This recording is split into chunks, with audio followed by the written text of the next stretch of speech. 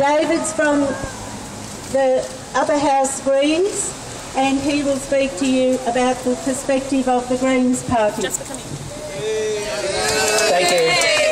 I'd like to acknowledge we're meeting here today on Aboriginal land, pay my respects to those elders past and present of this land we're meeting on, and pay my respects also to those elders, those community groups, those unions who have come down from the Hunter from Newcastle to get their message directly to the Premier that you want this government to save your rail and not rip it up.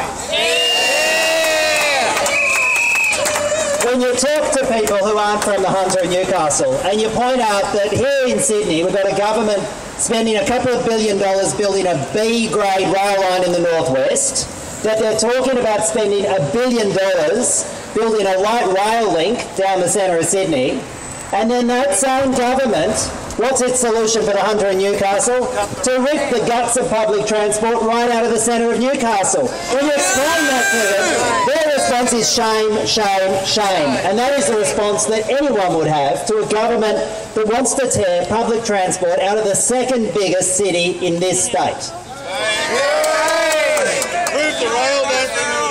We all know what the drivers are for this. It's not about revitalising Newcastle. It's about opening up a great chunk of precious public land to hand over to property developers.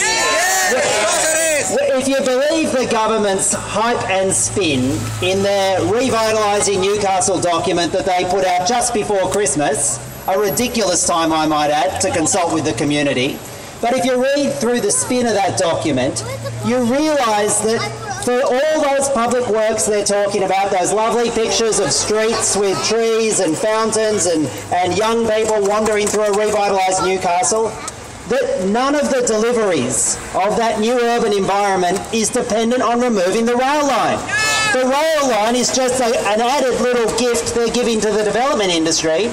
And they say at the moment they're not going to build over that land, but we know, as sure as night follows day, as sure as one rotten government follows another in New South Wales, that they will build over that rail line as soon as they tear it up or pave it over. It is nuts. So Penny said that the consultation ends in the middle of March, and you've got until the middle of March to put your submissions in. You should be making sure that a consistent call is for increased consultation period. To have a consultation period that runs over Christmas, when your council isn't meeting, when many of you are away from your communities and contacts, is ridiculous. There should be a minimum 6 months consultation on this, but we need to stay united. Whether it's the unions, whether it's the Greens, who I'm here speaking in favour of, whether it's your community groups, your neighbours, stand united. They haven't pulled the rail out of Newcastle, and it'll be over our combined dead bodies if they do. All the best to you.